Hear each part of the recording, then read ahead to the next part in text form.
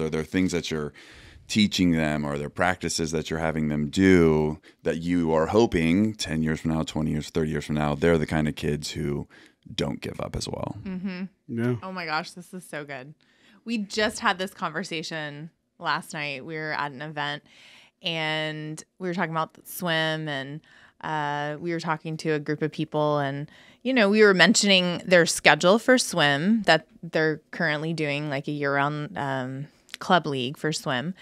And it's pretty rigorous, I would say, like for our 10-year-old specifically. And the other people were like, well, if nothing else, it's teaching them dedication and commitment to, you know, something, even if that's the only thing they get out of it and they hate swim in the future, which hopefully doesn't happen.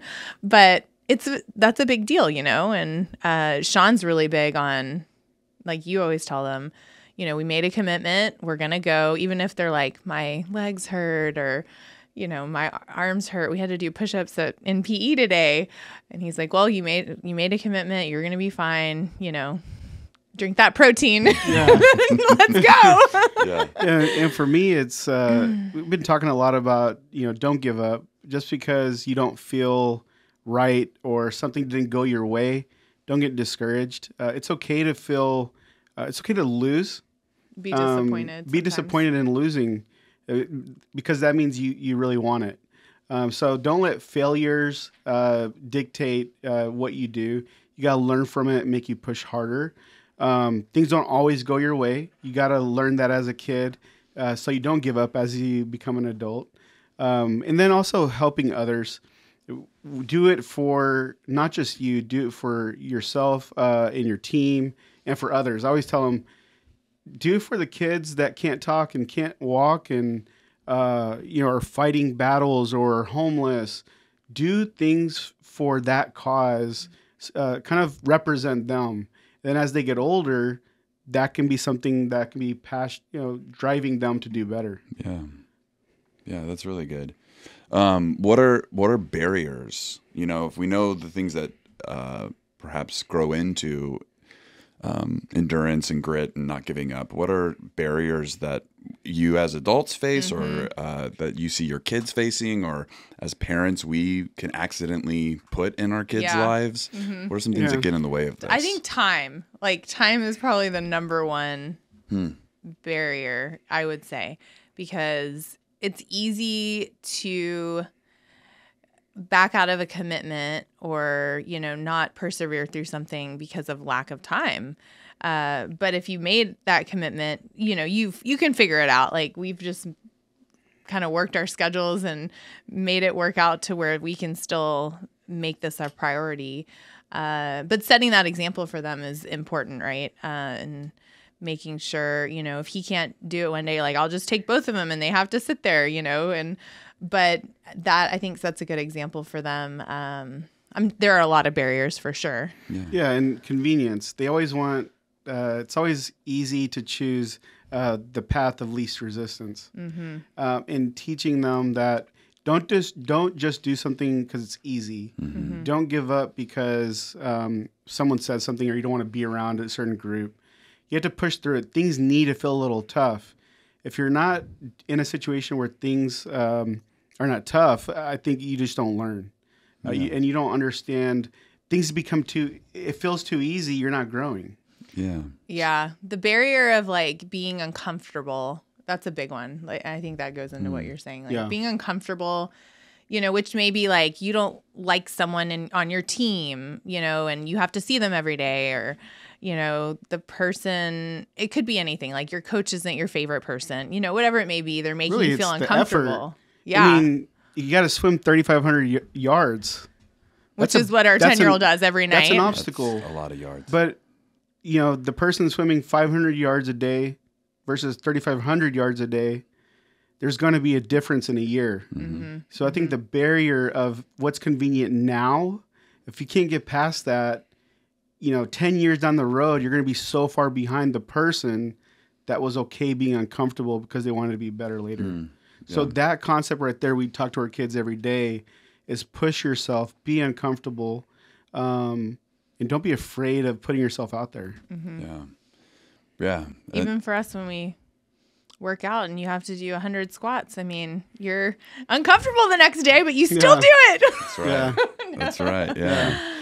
I imagine with the tens of thousands of patients and patient families that you guys have seen, and certainly just on the podcast alone with some of the moms that we've got to talk to, you've had a front row seat to people who do not give up, who embody what we try and do at Think, right? Prove that impossible is nothing and ignite human potential. And so what are some characteristics that you go, man, if I could describe a Think mom, right, who doesn't give up on their kid, let me tell you, they're always A, B, and C. Yeah. They're mentally tough. Yeah. In terms of who cares what other people think. I think that concept right there, you should never do something because you think someone else wants you to do it. You should do what makes your family happy and yourself happy, and live that out and own it. So I think understanding just who you are is the key. Yeah. One of the biggest things I've noticed. Yeah, they're empowered for sure. They come in, they know their kids better than us, and as they should, right? I mean, they're with them every day, and they're empowered to really push for the best for their kids, which is super important. I think that, if we can maybe instill one thing in other moms, like just feel empowered. Like you should be an authority in your kid, and you should, push through barriers and walls, because it's going to come up, right? The school may not give the kid the accommodations that you feel like are necessary. Like you push for your kid and go through the channels you need to be persistent. A lot of them. Yeah, they advocate. Don't be afraid to advocate for your kid. And if you feel like they really need it, get it. Make sure it happens. So that's what they do. You see it all the time. They come in, everything's prepared. They have a list with the medications, a list of what's happening in the next couple of months. These are the things that work. These are the things that didn't work. And that's where, as physicians, we can really perform, because we don't have to guess of what may work. They call it, her dad always makes fun of me. He's like, oh, it's practicing medicine. You're practicing, I know. Good old Ralph Marchesano, Yeah. In a way, he's right. So I think that gets down to the communication between the parent, the patient, and yourself as a physician, sharing all the knowledge that needs to be on that table so that we can make the best decision. Our families are the best at that. They come prepared with information because they want us to make their kid better or help make their kid better. Yeah, they're like experts. Advocate. Yeah. So a lot of times I'll hear like a mom will put a qualifier whenever they go quote unquote mama bear. Yeah. Maybe it's time to remove the qualifier. Yeah. Moms have permission to go mama bear on That's for and right. on behalf of their kids. Is that what I'm hearing? Yeah, for sure. We encourage it. I love it. Yeah, those are the parents that get along with the most. Everybody considers them tough. It's not tough. They're getting what's theirs. They want good care and they're demanding it. So you just got to find the right providers and physicians that want to step up to that occasion. I want to be that person. I know everybody, I think, wants to be the best.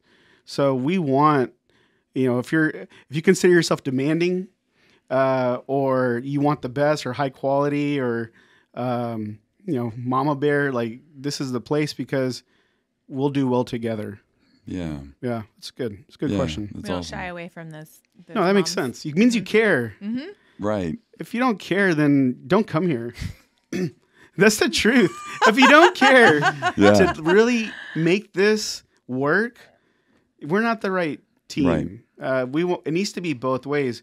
We hold parents responsible to do things, and we need them to hold us responsible to listen and treat their kids the best way possible.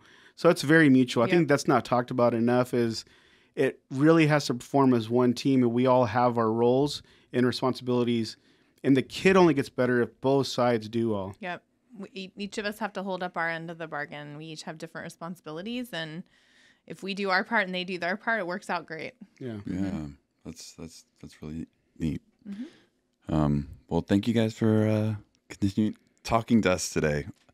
Thank you. That part will get edited Yes, sir. in post, and no one will ever hear me Hey, stutter over I think you the should words. just put it out there alone. Like just one 5-second clip. of just Yeah. well, thank Yeah. good Yep. words. Da-da-da-da.